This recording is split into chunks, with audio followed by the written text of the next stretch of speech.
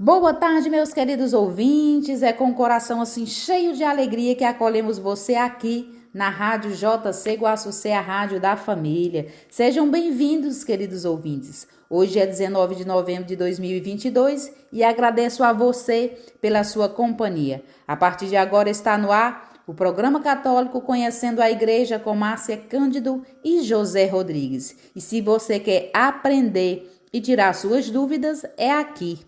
E você pode deixar aí o seu recadinho através do 088-981 35 17 90. Venha, fique conosco e seja você também um evangelizador. Peçamos a proteção de Deus, dizendo assim, em nome do Pai, do Filho e do Espírito Santo. Amém. Deus Pai Todo-Poderoso, pedimos a tua graça nesta tarde, apesar do nosso orgulho, o teu perdão, apesar da nossa dúvida, e acima de tudo, Senhor, pedimos o teu amor para nos confortar nas dificuldades e que o nosso coração esteja sempre aberto ao teu exemplo de humildade e justiça. Amém. E que o Espírito Santo continue conosco nessa maravilhosa tarde de sábado, meus irmãos. Continue ligadinho, porque está chegando aí o nosso irmão José Rodrigues para dar continuidade ao programa. Boa tarde, José. Boa tarde, Márcia. Boa tarde, amados irmãos e ouvintes da JC Rádio Guaçucci. Eu sou José Rodrigues e este é o programa Conhecendo a Igreja, que tem como tema a farsa de O Código da Vinci. Como base para o programa de hoje, textos retirados do site da editora Cleofas, do professor Felipe Aquino, e também do site da Canção Nova e o Catecismo da Igreja Católica. Antes de falarmos sobre o tema, quero aqui mandar o meu abraço para os meus primos que moram no Rio Grande do Norte, mais precisamente na cidade de São Miguel, terra do meu avô, Manuel Amaro Ferreira. Se algum dos meus parentes estiver ouvindo, manda uma mensagem aí para a gente, né? E desde já agradeço as mensagens que nos são enviadas por nossos ouvintes. Se vocês também quiserem sugerir algum tema para o programa, é só mandar na mensagem que a gente lê tudo e procura se informar sobre o tema para repassar para os nossos ouvintes. Então vamos iniciar hoje falando sobre os dogmas da fé. Os dogmas da fé no Catecismo da Igreja Católica, no parágrafo 88, o magistério da Igreja empenha plenamente a autoridade que recebeu de Cristo quando define dogmas, isto é, quando utiliza uma forma que obriga o povo cristão a uma adesão irrevogável de fé, propõe verdades contidas na revelação divina ou verdades que com estas têm uma conexão necessária. Parágrafo 89. Há uma conexão orgânica entre nossa vida espiritual e os dogmas. Os dogmas são luzes no caminho de nossa fé, que o iluminam e tornam seguro. Na verdade, se nossa vida for reta, nossa inteligência e nosso coração estarão abertos para acolher a luz dos dogmas da fé. Parágrafo 90. Os laços mútuos e a coerência dos dogmas podem ser encontrados no conjunto da revelação do mistério de Cristo. Existe uma ordem ou hierarquia das verdades da doutrina católica, já que o nexo delas com o fundamento da fé cristã é diferente.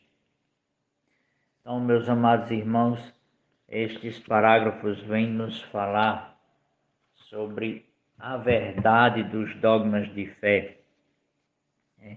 E alguns dos nossos ouvintes podem até estar estranhando o tema, a farsa de O Código da Vinci. Então, é um livro que também já o transformaram num filme que vem atacar justamente um dos dogmas de fé da nossa igreja.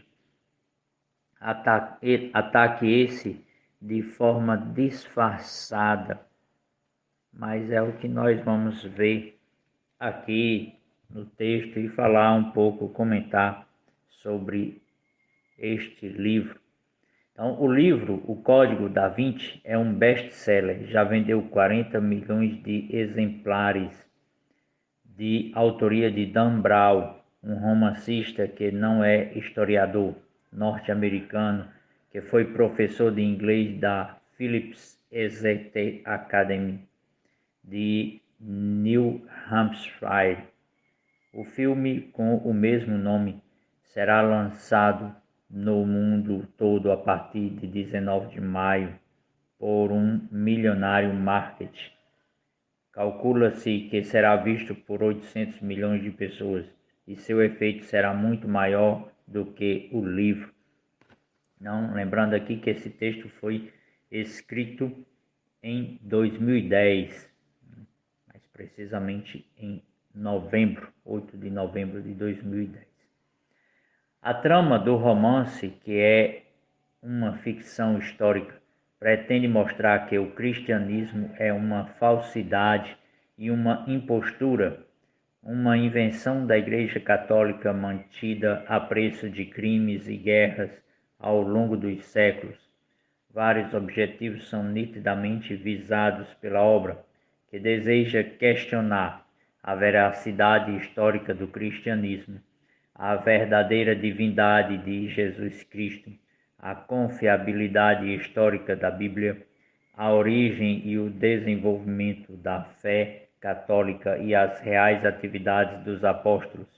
Deseja-se mostrar que a cultura judaico-cristã é fundada em uma mentira misógina, aversão às mulheres. Então vamos lá, meus amados irmãos, né? O primeiro ataque é contra a divindade de nosso Senhor Jesus Cristo. Nós sabemos que no início do cristianismo, a igreja combateu uma heresia que negava a humanidade de Jesus. Agora, a nova heresia é negar a divindade de nosso Senhor Jesus Cristo.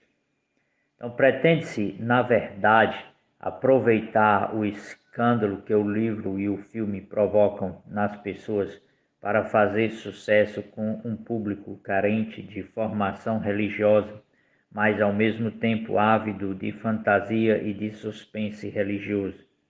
O autor emprega a maliciosa tática de encher páginas e páginas com informações supostamente verdadeiras, mas que na verdade não tem nenhuma base religiosa, artística, histórica e cultural. Trata-se de uma ficção travestida de história. E nós vemos muito isso nos filmes, nas séries, que vão atacando os valores cristãos, a verdade de fé, né, por meio de um neurônio chamado neurônio espelho, meus amados irmãos. Isto é ciência. O neurônio espelho faz com que a gente espelhe, ou seja, a gente se inspire naquela pessoa que a gente cria um laço de afetividade, uma admiração por aquele personagem ou aquela pessoa. Nós vemos muito isso de maneira clássica. Uma série que nós podemos ver muito bem isso de maneira sutil e bem criada pelo autor é Lúcifer. Nós sabemos que Lúcifer é o demônio, é o adversário, é aquele que trabalha contra a igreja. Mas na série da Netflix, Lúcifer é um bom moço, né? Defensor do mais fraco, e tantas outras heresias. Nunca assisti a série, mas já vi muitas pessoas comentando sobre ela. Então, a trama de Brown afirma que Jesus teria sido casado com Maria Madalena, com quem teria tido uma filha. Ambas teriam fugido para a França por causa da perseguição dos apóstolos, protegida, porém, por alguns defensores. Ali na França geraram uma descendência que teria, no século V, se casado com pessoas de sangue real francês. dando origem à linhagem dos merovingios, do qual surgiu o rei Godofredo de Bulhões. Este rei, descendente de Jesus e Madalena, teria fundado a sociedade secreta Irmandade do Priorado de Sião para proteger a verdade sobre Madalena e sua descendência. Esta entidade transmite seus segredos em códigos ocultos. Daí aparece a figura de Leonardo da Vinci, 1452-1519, que teria sido membro do Priorado de Sião, assim como o físico Isaac Newton e outros. As obras famosas de Da Vinci, Mona Lisa, Última Ceia, Homem Vitoriano, etc., conteriam sinais e símbolos secretos do Priorado de Sião. Por exemplo, no quadro da Santa Ceia, pintado durante 3 anos numa parede do convento de Santa Maria delle Grazie, em Milão, com 9 metros de comprimento e 4 de altura. A figura junto a Cristo não seria de São João, mas de Madalena. No entanto, os peritos em arte afirmam que Leonardo quis retratar o momento no qual Cristo anuncia haver um traidor entre os discípulos. Então, meus amados irmãos, nós vamos ver como é construído essa trama e este ataque à doutrina da Igreja Católica, né? Eu cheguei a assistir o filme, o livro não li, mas a gente percebe claramente o ataque à Igreja Católica, à doutrina da Igreja Católica, mencionando que Cristo teria casado, que teria filhos, ou seja, que seria um humano qualquer e não um Deus no corpo de homem. Então, nas duas naturezas, homem e Deus. Jesus teria confiado a chefia da igreja a Madalena, mas isto teria sido silenciado pela igreja e pelos apóstolos ao longo dos séculos, usando para isto crimes e guerras, algo que não tem fundamento histórico algum. O autor prefere confiar mais no enredo do filme, A Última Tentação de Cristo, do que nos sérios relatos históricos de 20 séculos de estudos bíblicos. Nem mesmo os evangelhos gnósticos usados pelo autor, Evangelho de Filipe e Evangelho de Maria Madalena, afirmam que Jesus era casado com Madalena, e muito menos que teria deixado a chefia da igreja com ela. Então aqui, meus amados irmãos, nós vemos mais um ataque, né, ao papado, ao apostolado, né, ao presbiterato, que é designado por Cristo para os homens, para os apóstolos, Pedro como chefe da igreja, o primeiro papa. Então aqui já vem um ataque a um dogma da igreja, né, dizendo que Jesus teria deixado a liderança da igreja com Maria Madalena. Nós sabemos que Maria Madalena foi discípula de Jesus desde que ele a libertou dos 7 demônios, né? E com isto ele se aproveita da boa fé das pessoas que não têm uma formação sólida na doutrina, não têm um conhecimento da história da igreja, e vai, por meio deste neurônio espelho, vai se afeccionando a essas ideias sem mesmo perceber, né?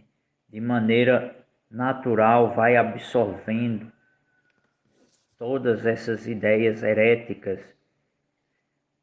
A Igreja Católica é mostrada na obra como uma grande mentira histórica, invenção do imperador Constantino no século IV, que teria feito do cristianismo uma religião para todo o império, com o objetivo de unificá-lo, transformando Jesus em Deus no Concílio de Nicéia em 325 e substituindo o culto da deusa Vênus por Cristo.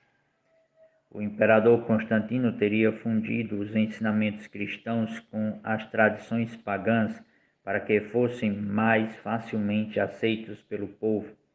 Para que tudo isso acontecesse, o imperador teria mandado destruir todos os relatos evangélicos e reescrevê-los para demonstrar a divindade de Cristo.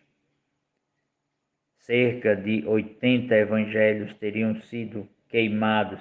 No entanto, nenhum registro dos paleontólogos e da história confirmam isso. Assim, teria sido suprimida a figura da mulher de Jesus nos 4 evangelhos canônicos e apresentada uma nova imagem de Madalena como prostituta. Então, meus amados irmãos, nós vemos que o enredo vai se aprofundando e atacando a fé católica de uma maneira que aos mais desapercebidos não conseguem ver este ataque e acham que é simplesmente, não, é só um filme, mas é justamente os filmes, as novelas e as séries que vão colocando pensamentos na nossa vida, na nossa cabeça, que vão permeando as nossas decisões.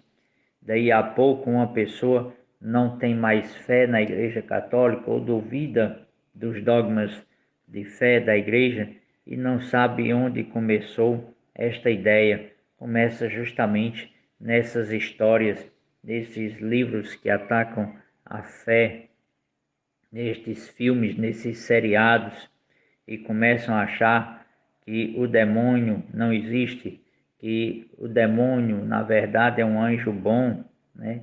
Como apresenta a série Lúcifer. E nós vamos vendo todo este arcabouço de mentiras que vão atacando, que vão denegrindo os pensamentos judaicos cristãs. Judaico-cristã é a nossa fé, a nossa origem está no povo de Israel, no povo judeu, e desde já aqui deixo os meus agradecimentos pela audiência em Israel, que muito me surpreendeu, mas também fico feliz, pois admiro muito a história do povo de Deus, como Deus foi construindo um povo e chamando-o para a verdade que Deus nos revelou, né? Que Ele nos ama, que é Pai amoroso, que Ele nos deu o seu Filho Jesus como único Salvador. Então, desde já vai aqui o meu abraço para todos os ouvintes em Israel. A partir daí, a Igreja Católica teria recusado o aspecto feminino e sexual da religião cristã. Há uma nítida tentativa do autor de jogar a mulher e o feminismo contra a Igreja, mostrando-a inimiga da mulher. Nesta ficção histórica, o autor descreve a Igreja Católica, representada pelo Vaticano e pelo Opus Dei, capaz de todo tipo de crimes, chegando a assassinar 5 milhões de mulheres, bruxas e hereges, o que é um absurdo histórico, em oposição à mentira e impostura do cristianismo. O autor apresenta como verdadeira a religião dos cultos pagãos anteriores ao cristianismo, que adoravam a divindade feminina e praticavam o sexo sagrado. Então aqui nós vemos mais um grave ataque, né, ao Opus Dei. Nós sabemos que nos deu um grande santo, né, que fez parte, que é o Criador, São José Maria Escrivá, né, um grande santo espanhol, né, do qual tenho grande admiração. Já li algo da vida dele, não me aprofundei sobre a sua vida, mas muito me encantou como ele viveu a fé, né? E vai colocando e permeando a história, colocando a divisão, e nós sabemos que a divisão vem do diabolos, diabo, ou seja, aquele que se coloca no meio, que divide, né? Algo muito particular do comunismo, né? Dividir para conquistar, colocando a mulher contra a igreja, a mulher contra o homem, né? Os pobres contra os ricos, os empregados contra os empresários, os negros contra os brancos, e nós vemos muito isso e vamos absorvendo essas ideias sem se dar conta e perceber daquilo que nós vamos absorvendo. Como já disse antes, isto é ciência por meio do neurônio espelho. Quem quiser pesquisar, pode pesquisar. Tem muitos artigos científicos falando do neurônio espelho, que é como nós crianças, nós seres humanos, vamos aprendendo a falar o idioma, vamos aprendendo, imitando os nossos pais. Por isso que a menina, quando é pequena, ela quer calçar os sapatos da mamãe, os vestidos, as roupas, e assim são os filhos, os homens, imitando as atitudes do pai.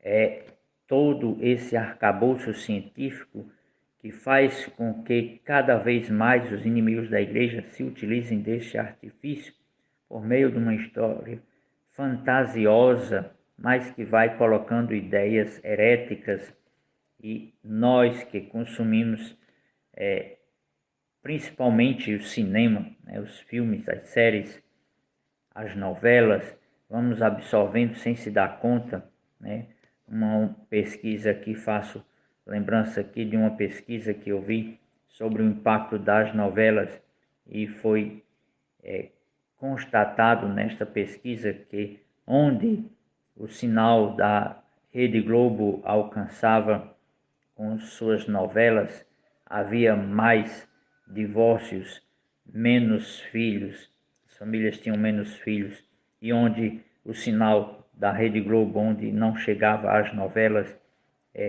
havia mais matrimônios firmes,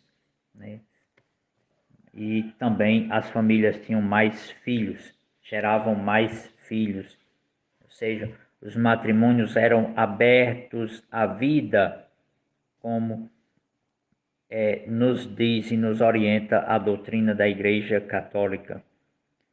O Opus Dei é apresentado como uma sociedade secreta a serviço da Igreja e que confronta o priorado de Sião na busca do Santo Graal, o sangue real, que seria o túmulo de Maria Madalena. Então aqui nós vemos, meus amados irmãos, mais uma inversão de papéis, colocando o Opus Dei como uma sociedade que vai se opor ao priorado de Sião. Nós sabemos muito bem que uma das sociedades secretas que combatem a igreja é a maçonaria. Meus amados irmãos, tempo de um pequeno intervalo e já já retornamos para dar continuidade a este conteúdo, a este programa. Já retornamos, meus amados irmãos, e já vamos dar continuidade. Como finalizei o bloco passado, o Opus Dei é apresentado como uma sociedade secreta a serviço da Igreja e que confronta o priorado de Sião na busca do Santo Graal, o sangue real, que seria o túmulo de Maria Madalena, onde estariam outros documentos preciosos escritos por Jesus e deixados para Madalena, escondidos sob as ruínas do templo de Herodes. Quem tivesse posse desses documentos seriam poderosos. Os cruzados teriam tentado encontrar esses documentos, mas não conseguiram porque foram impedidos por um grupo de nobres cavaleiros da verdade, chamados de Cavaleiros Templários, que estavam a serviço do priorado de Sião. Os templários teriam encontrado o Santo Graal, e teriam negociado com o Vaticano enormes exigências. Saiba que nesta época a Igreja não tinha a sua sede no Vaticano, e sim no Palácio do Latrão, doado pelo imperador Constantino. A residência do Papa no Vaticano só foi construída muito mais tarde. O livro é repleto de erros históricos. Os descendentes de Maria Madalena na França teriam sido protegidos contra a Igreja pela Irmandade secreta chamada Priorado de Sião desde o século IV. No entanto, a primeira instituição com este nome só surgiu no ano de 1100, onde uma ordem monástica católica, Mosteiro de Nossa Senhora de Sião, em Jerusalém, que deixou de existir em 1617. Então, meus amados irmãos, eles vão misturando, né, esses nomes destas ordens e construindo uma mentira com meias verdades, ou seja, uma ordem monástica católica que tem o Mosteiro de Nossa Senhora de Sião, vai falando dos templários, né? Nós sabemos que os cavaleiros templários foram uma ordem católica que dava segurança aos peregrinos que iam para Jerusalém, né? Que foi difamada pelo rei francês, que chegou a ser até suprimida esta ordem, e que apenas em Portugal se manteve, mas mudou o nome, né? Então, o livro quer levar a entender que é necessário a Igreja Católica reconhecer a sua impostura e os seus crimes, voltando a adorar a divindade feminina e assim mudar a sua doutrina moral sobre a sexualidade, inclusive aceitando o sacerdócio de mulheres e outras coisas. E aí, meus amados irmãos, eu faço aqui uma pergunta: o que é que mais nós temos ouvido falar ultimamente, né? Principalmente sobre este sínodo, esse caminho sinodal alemão, né? Não é outra coisa senão a aceitação do sacerdócio feminino, algo que Cristo não instituiu na sua igreja. Há muita invenção, maldade e perversão na obra. No entanto, os leitores mais despreparados podem ficar com a ideia de que a Igreja Católica, e em particular o Vaticano e o Opus Dei, é uma instituição que não é digna de confiança.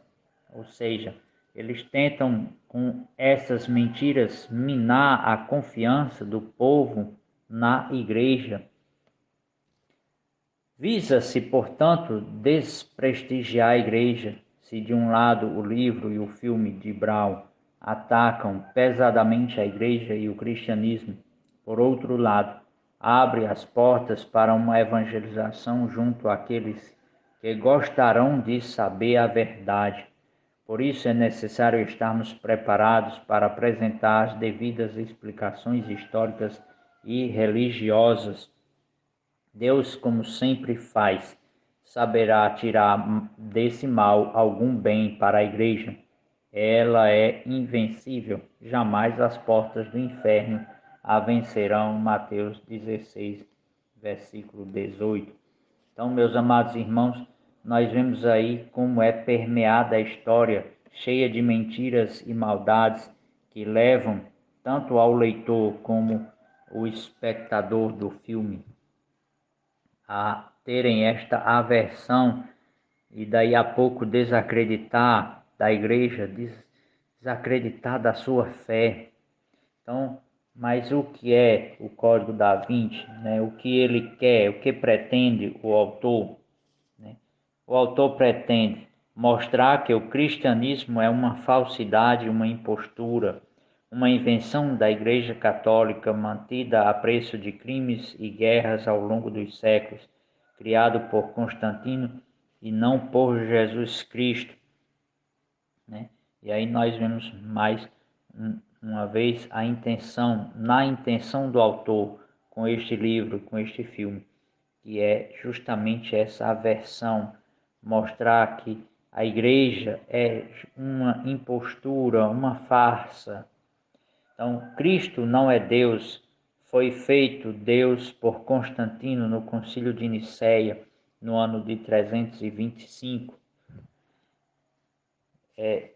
3. Questionar a veracidade histórica do cristianismo. 4. A confiabilidade histórica da Bíblia. Constantino queimou 80 evangelhos e reescreveu a Bíblia, ou seja, dizendo que a Bíblia,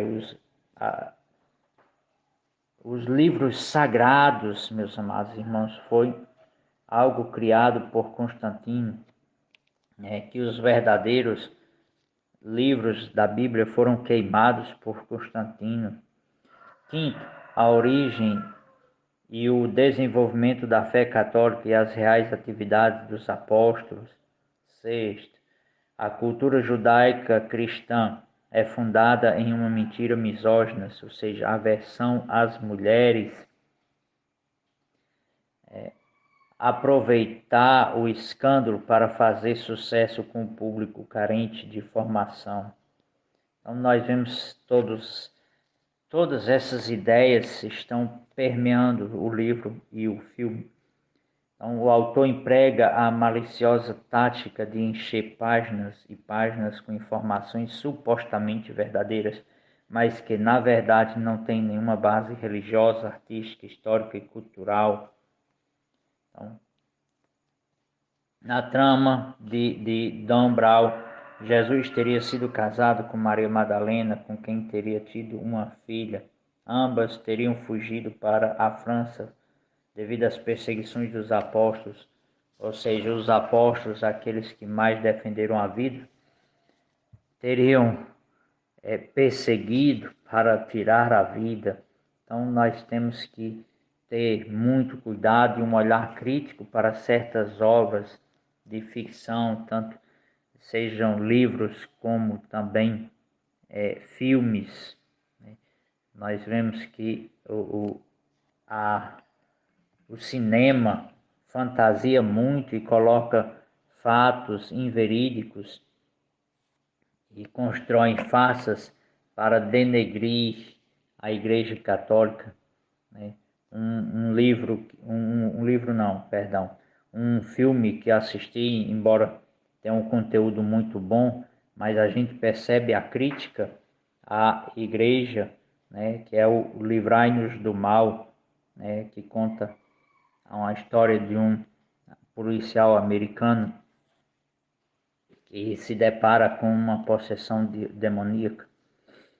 E o padre, que é retratado no filme, ele é retratado de uma maneira que quem vê passa a duvidar do sacerdócio, passa a não crer no sacerdócio. É um padre que não veste a batina, que não veste a clésma, que não celebra a missa. É um padre que atleta, que corre, que entra no bar, que bebe, né? E aí é assim, desta maneira que é retratado o padre do filme. É claramente uma crítica ao sacerdócio, ao celibato do sacerdócio. Então, alguns esclarecimentos, né? A difusão do livro O Código da Vinci, de Dan Brown, e do filme baseado sobre a obra, tem suscitado em muitas pessoas perplexidades, dúvidas e confusão a respeito de algumas verdades fundamentais da fé cristã referentes a Jesus Cristo e à Igreja. Então, a CNBB, consciente de sua responsabilidade em relação à defesa da verdadeira fé da Igreja, vem a público para prestar alguns esclarecimentos. Então, a CNBB vai nos dar alguns esclarecimentos. Não devemos esquecer que a obra em questão é de ficção e não retrata a história de Jesus nem da Igreja. Não se pode atribuir verdade às informações claras ou veladas do autor. O que é fantasia deve ser lido e entendido como fantasia. As únicas fontes dignas de fé sobre a vida de Jesus e o início da Igreja são os textos do Novo Testamento da Bíblia. A história da Igreja, depois dos apóstolos, está retratada em obras de caráter histórico, cujas afirmações são respaldadas pelo rigor do método histórico. Alertamos, portanto, que a obra, no seu gênero fantasioso, apresenta uma imagem profundamente distorcida de Jesus Cristo, que está em contraste com as pesquisas e afirmações de estudiosos de diversas áreas das ciências humanas, da teologia e dos estudos bíblicos, ao longo de 2000 anos de história do cristianismo. É lamentável que a obra, com roupagem pseudocientífica, se ponha a versar de maneira leviana e desrespeitosa sobre convicções tão sagradas para os cristãos. Muitos cristãos sentem-se feridos em sua fé e nas convicções que lhes são profundamente caras. Outras pessoas são induzidas à dúvida sobre verdades da fé pregadas pela Igreja desde sua origem e transmitidas de geração em geração, com zelosa fidelidade à doutrina dos apóstolos.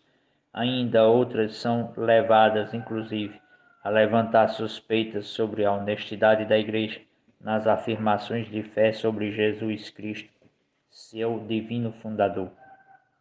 Diante disso, afirmamos com toda convicção que a Igreja, de forma alguma, ocultou no passado, nem oculta no presente, a verdade sobre Jesus Cristo e sobre a origem dela própria. A Igreja não pode deixar de afirmar o sagrado patrimônio das verdades a respeito de Jesus Cristo e sobre si mesma, que ela recebeu dos apóstolos. Convidamos todos a lerem os Evangelhos e demais textos do Novo Testamento da Bíblia para encontrarem aí a imagem de Jesus Cristo, assim como é anunciada pela pregação da Igreja desde as suas origens. Por outro lado, a leitura de algum bom livro de história da Igreja, e existem muitos, poderá ajudar a conhecer a verdade histórica sobre a Igreja, que não é oculta nem subtraída ao conhecimento de quem quer que seja.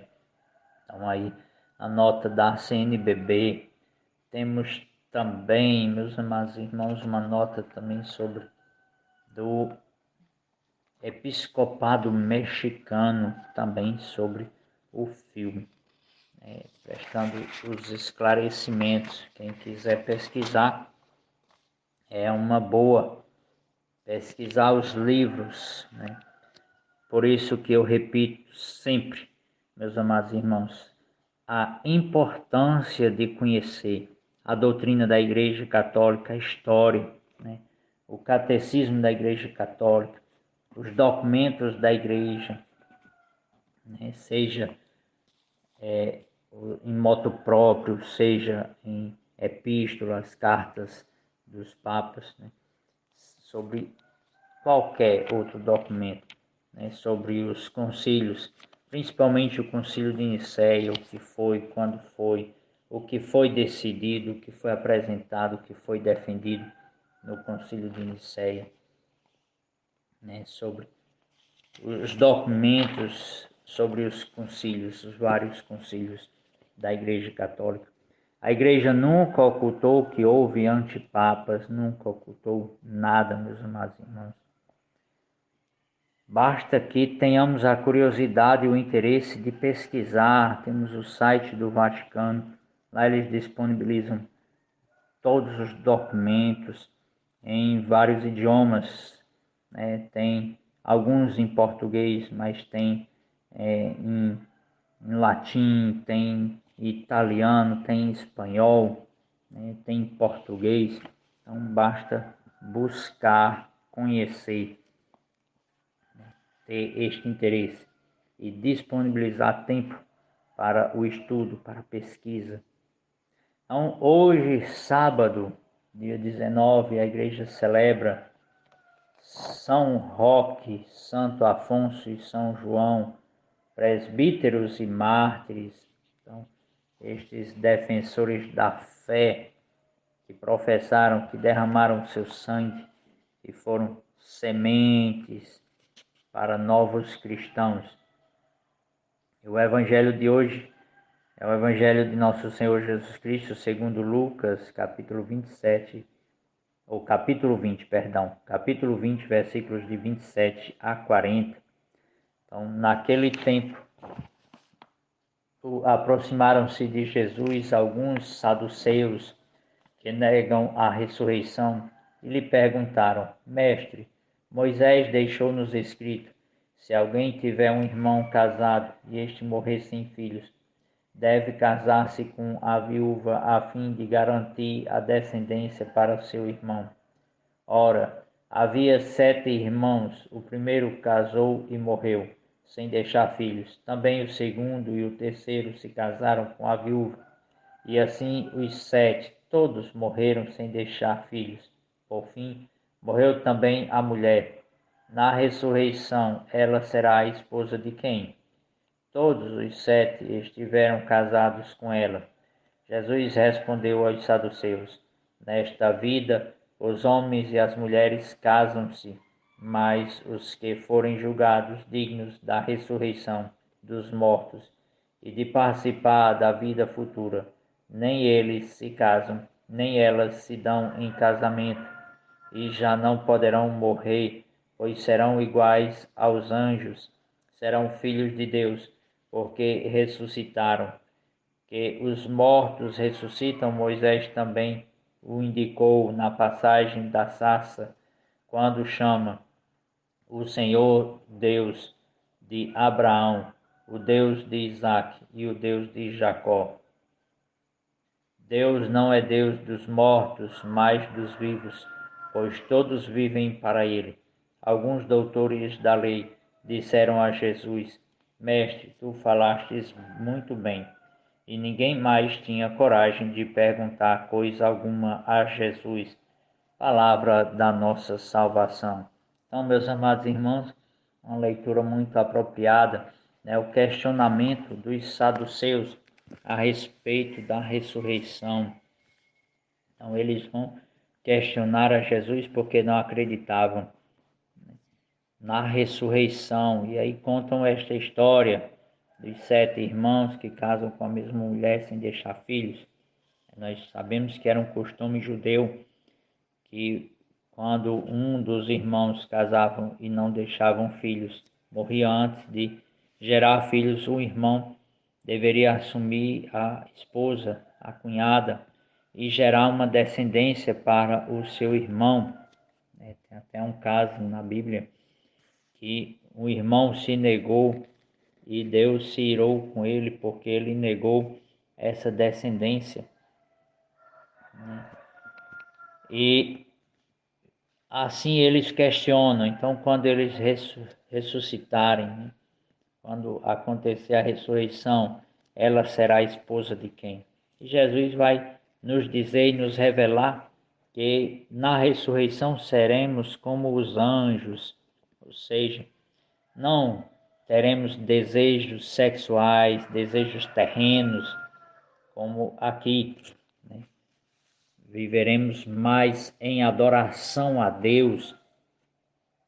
Esta é a verdade que Jesus revela e vai e cita, né, o livro do Êxodo, onde Moisés vai na sarça ardente dizer, perguntar, questionar quem era o eu sou, quem ele devia anunciar no Egito. Então, ele vai e diz: eu sou o Deus de Abraão, o Deus de Isaque e o Deus de Jacó. Ou seja, o verbo está no presente. Ou seja, para Deus, Deus vive. Os seus filhos vivem nele. Esta é a realidade da nossa fé cristã católica.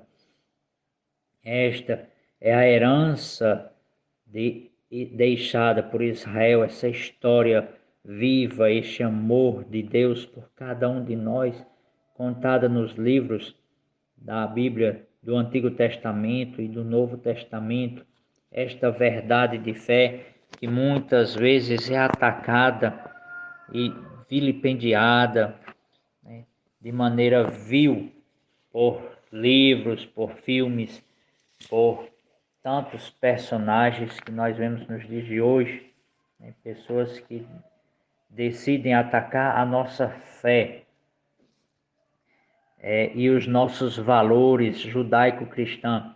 Digo aqui e repito toda a minha admiração pelo povo de Deus, o povo judeu, povo escolhido por Deus para acolher o Messias, né, que é o próprio Cristo Jesus.